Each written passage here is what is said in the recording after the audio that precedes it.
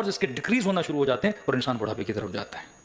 یہ تو تاریخ میں پروون ہے کہ حضرت نوح 800 سال، فرعون کے لیے ملتا ہے 400 سال، امام زمانہ ابھی تک زندہ ہیں. تو یہاں کوئی سائنٹیفکلی چیز ہے جو باڈی میں ریلیز ہو رہی ہے کہ انسان 1000 سال جیے؟ آج ہم 100 سال، 120 سال، 130، میکسیمم ایج 120 ایئرس، اور اس کے بعد زندہ بھی رہے تو فائدہ نہیں، کو ویسے ہی مردہ ہوتا ہے. وہ زندگی وہ ہے جس میں انسان تنومند رہے. آپ کہیں پروردگارا مجھے 200 سال زندگی دے لیکن 80 سال کے بعد بندہ بستر سے ہی نہ اٹھ سکے، تو 200 سال جی کے کیا کرے گا؟ آج ویسٹرن کنٹریز کے اولڈ ہاؤسز میں جائیں گے، وہ ریٹن میں لکھتے ہیں کہ ہمیں پرمیشن دی جائے کہ ہم سوسائڈ کریں، ہمیں کوئی انجیکشن لگائی جائے تاکہ ہماری روح برباد کر جائے، کیونکہ یہ زندگی فائدے میں نہیں ہے. ٹوائلٹ کوئی اور لے کر جا رہا ہے، کھانا کوئی اور کھلا رہا ہے، اسٹمک کام نہیں کر رہا، صبح سے شام تک انسان دوائیوں پہ چل رہا ہے. تبھی امیر فرماتے ہیں شکر خدا ادا کرو جو خدا نے تجھے کیا دی ہے؟ صحت دی ہے.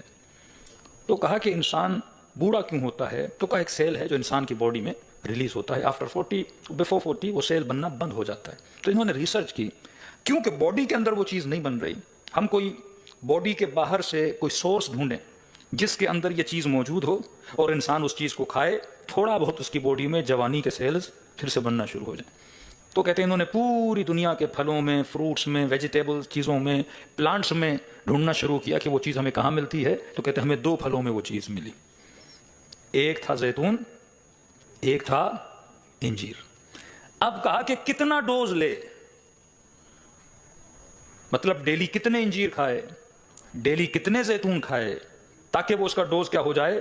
پورا ہو جائے. تو انہوں نے نکالا کہ اگر 7 زیتون کھائے، 1 انجیر کھائے تو انسان زیادہ دیر تک جوان رہنے کی صلاحیت رکھ سکتا ہے. جب اس نے ریسرچ کی، یہ ریسرچ پہنچی ایجپٹ میں الازہر یونیورسٹی کے کسی قرآنک پروفیسر کے پاس. اس نے جب ریسرچ پڑھی، دین اس نے ایک لیٹر لکھا اسی ڈاکٹر کو، کہا تم اتنی صدیوں کے بعد اس نتیجے پہ پہنچے ہو، اس رزلٹ پہ پہنچے ہو کہ ان 2 پھلوں میں خدا نے کیا رکھی ہے؟ جوانی کے سیل رکھے ہیں. اور کھایا کتنا جائے؟ 7 اتنے کھائے جائیں، 1 زیتون 1 انجیر کھایا جائے. اس نے کہا یہ نتیجہ خدا نے قرآن میں 1400 سال پہلے بتایا تھا. ہمارے رب نے قرآن میں قسم کھائی ہے 3 کی اور زیتون کی قسم کھائی ہے، اور کہا جتنی مرتبہ تو نے کہا ہے اتنی ہی مرتبہ خدا نے قرآن میں ذکر زیتون کیا ہے اور ذکر انجیر کیا ہے. پورے قرآن میں 1 مرتبہ خدا نے انجیر کا ذکر کیا ہے اور 7 مرتبہ زیتون کا ذکر کیا ہے.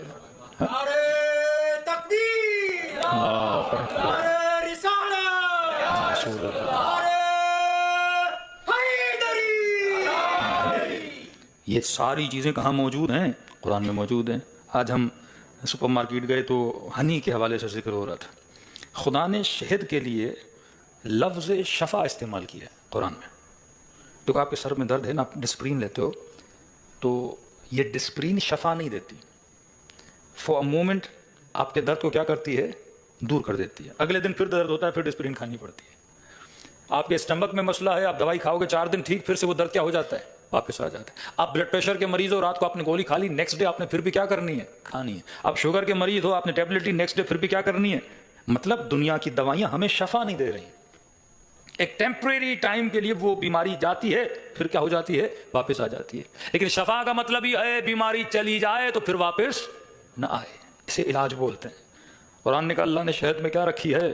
شفا رکھی ہے. نحل کا خدا نے بڑی خصوصیت سے اپنے قرآن مجید میں ذکر کیا. کیوں کہہ رہا ہوں بار بار تفسیر قرآن پڑھیں، اس میں آپ کو ہیلپ بھی ملے گی، مینٹل ہیلپ بھی ملے گی، فزیکل ہیلپ بھی ملے گی، ہسٹری، ہر چیز کا علم آپ کے پاس آ جائے گا اگر ہم زندگی کس کے مطابق گزاریں؟ قرآن کے مطابق گزاریں. اب آپ کہیں گے مولانا آج کی شہد میں شفا کیوں نہیں؟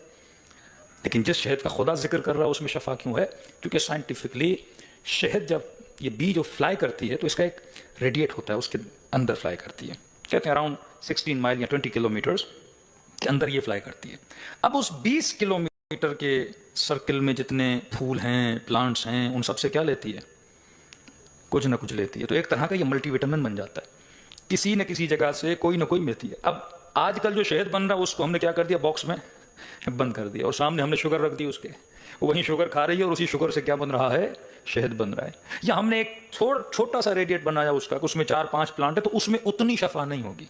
جو شہد کی مکھی فلاورز کے بیچ میں رہتی ہے یا جنگلوں میں رہتی ہے جو نیچرل ہے، وہ مختلف جگہوں سے مختلف چیزیں کلیکٹ کرتی ہے اور اس سے کیا بنتی ہے؟ شہد بنتی ہے. آپ کے اسی ساؤتھ افریقہ میں ایک بلیک تھی کوئی افریقن، ان کو بریسٹ کینسر ہوا، تو انہوں نے فون کیا کہ مولانا اس کے لیے کوئی اہل بیت کے فرامین سے، قرآن سے کوئی اس کا علاج. ہم نے کہا قرآن میں اللہ نے کیا لکھا ہے؟ شہد میں کیا ہے؟ شفا ہے.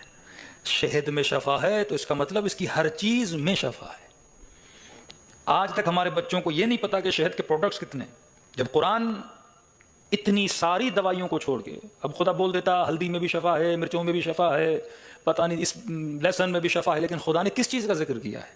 شہد کا ذکر کیا۔ اس کا مطلب ہر مومن کے گھر میں شہد ہونا چاہیے، ہر مومن کے گھر میں انجیر ہونا چاہیے، ہر مومن کے گھر میں اولیو ہونا چاہیے۔ وہ چیزیں ہیں جس سے آپ کے بچوں کے جسم بھی کیا رہیں گے سنومند، میموری بھی کیا رہے گی سب سے زیادہ شارپ رہے گی۔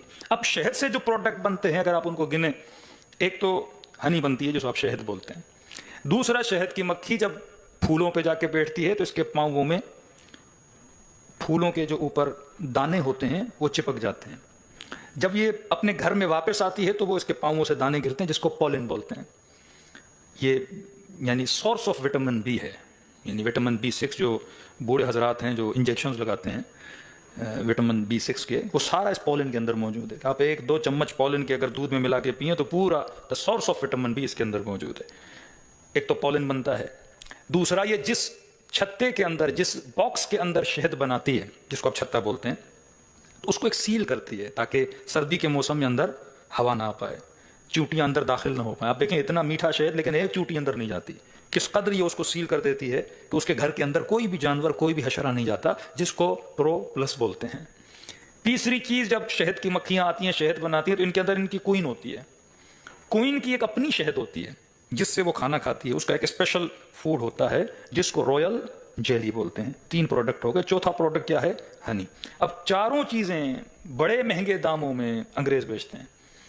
یہ جو پروپلس ہے اگر آپ اس کو شہد کے ساتھ ملا کے کھائیں، بچے کو بخار ہو، کھانسی ہو، یہ خاتون جسے کینسر تھا، بریسٹ کینسر تھا، اور یہ آپ صرف گوگل پہ جا کے لکھیں کہ پروپلس کے فائدے کیا ہیں، اس میں لکھا ہوا ہے کہ انسان کے امیون سسٹم کو کیا کرتا ہے؟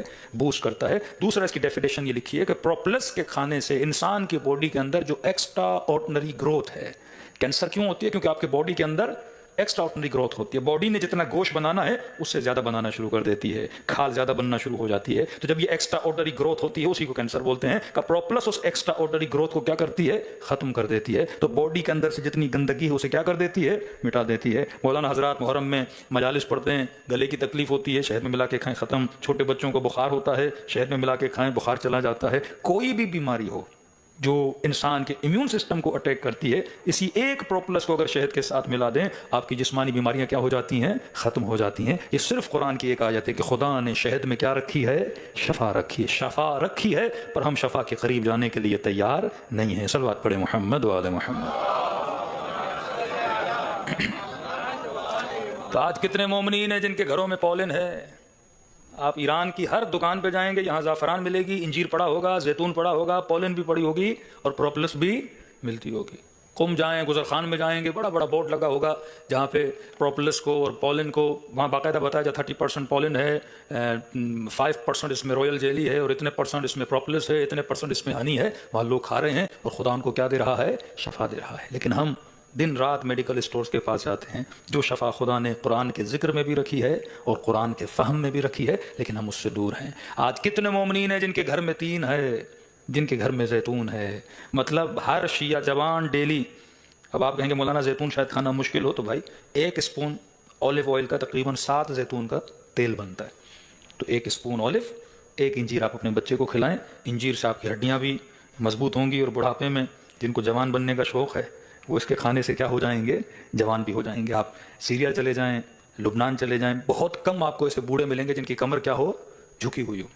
وہاں بہت کم لوگ ملتے ہیں جن کی کمر جھکی ہو، کیونکہ زیادہ سے زیادہ وہ زیتر کھاتے ہیں، وہ یہی اولیو کھاتے ہیں، وہ یہی زیتون کھاتے ہیں، تو آج بھی وہ کیا ہیں؟ جوانوں تر و تازہ ہیں۔ کبھی آپ اپنے مجتہدین کو دیکھا 90+، 88+، ابھی آئے خامنئی، آئے وحید خراسانی، آیت اللہ سیستانی، جتنے بھی آپ کے مراجع ہیں 90+ ہیں، وہ کون سے مرغے اور چرخے کھاتے ہیں؟ وہ یہی مستحبات پہ عمل کرتے ہیں۔ اللہ نے ماشاءاللہ دماغ بھی آج تیز دیا ہے اور جسم بھی طاقتور اور تنومند دیا ہے۔ صلوات پڑھے محمد و آل محمد۔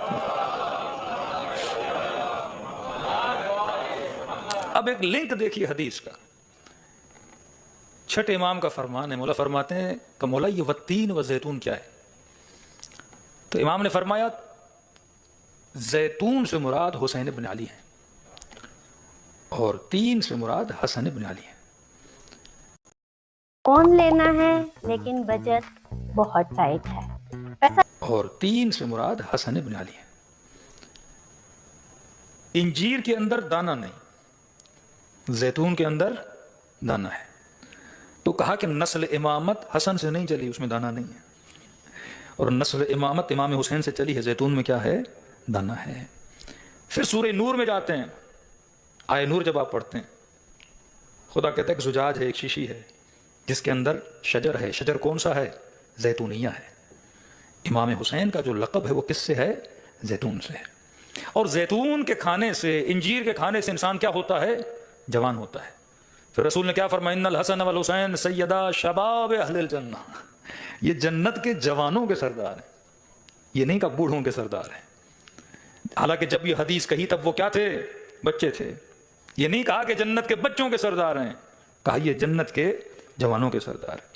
اب مد مقابل جو فرقہ مخالف ہے اس کی ایک عادت پڑی ہے، جو حدیث اہل بیت کی فضیلت میں ہے وہ فوراً کیا کرتے ہیں؟ کسی اور سے ملانے کی کوشش کرتے ہیں. کہ میں شہر علم علی دروازہ، کہ فلاں صاحب چھت ہیں، فلاں صاحب دروازہ ہیں، فلاں صاحب کنڈا ہیں. تو ایک نئی حدیث انہوں نے ابھی ریسنٹ بنائی ہے کہ یہ صرف حسن حسین کے لیے تھوڑی کہا کہ ان الحسن والحسین سیدہ شباب اہل الجنہ. حسن حسین جنت کے جوانوں کے سردار ہیں. کہ بھائی یہ بھی رسول کا فرمان ہے کہ فلاں اور فلاں جنت کے بوڑھوں کے سردار ہیں. تو بعض لوگ پریشان ہو جاتے ہیں. میں نے کہا یہ مکتب عقل کا مکتب ہے میرے عزیز. شکر خدا عطا کیا کرو کہ خدا نے آپ کو صاحب وزڈم، صاحب عقل بنایا. کہ مولانا فلاں کو بوڑھوں کا، میں نے کہا جسے دیوار بنانا ہے بنانے دو، جسے چھت بنانا ہے بنانے دو، جسے جنت میں بوڑھوں کا سردار بنانا ہے بنانے دو. آگے جا کے پھنسیں گے خود. کیونکہ نبی بھی تو کہہ سکتے تھے نا کہ میں بوڑھوں کا سردار ہوں، حسنین مثلا بچوں کے سردار ہیں، علی جوانوں کے سردار ہیں. نہیں کہا، ایک ہی حدیث ہے حسن حسین جنت کے جوانوں کے سردار ہیں. میں نے کہا بھائی یہ بتاؤ، جنت میں بوڑھے ہو کر اگر جاؤ گے تو جنت کس کام کی؟ پھر تو کیلے ہی کھانے پڑیں گے نا. بڑھاپے بندے کو دانت نہیں، اب جنت میں جا کے کرے گا کیا؟ تبھی رسول خدا نے جب مسجد میں بیٹھ کر یہ حدیث پڑھی کہ جنت میں اندھے نہیں جائیں گے، جنت میں بوڑھے نہیں جائیں گے، تو مدینے کی بوڑھیاں رونا شروع ہو گئیں کہ یا رسول اللہ اتنی دور سے آتی ہیں مسجد میں نماز پڑھنے کے لیے تاکہ ہمیں کیا ملے؟ جنت ملے. وہ عصا والا بوڑھا کہ یا رسول اللہ میں نابینا، یہاں بھی اللہ نے اندھا کیا اور وہاں بھی جنت میں نہیں بھیجے گا، تو میرا قصور کیا ہے؟ تو نبی مسکرانے لگے. فرمایا دیکھ بھی رہے ہو تیرا رسول بھی بوڑھا ہے، اور جب یہ کہہ رہا ہوں بوڑھے نہیں جائیں گے تو پہلا سوال تو یا رسول آپ بھی تو بوڑھے ہیں. فرمایا جنت کمال کا نام ہے، پرفیکشن کا نام ہے.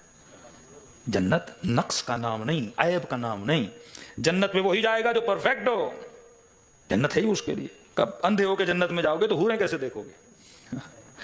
بوڑھے ہو کے جنت میں جاؤ گے تو جنت کی نعمتوں سے فائدہ کیسے لوگے؟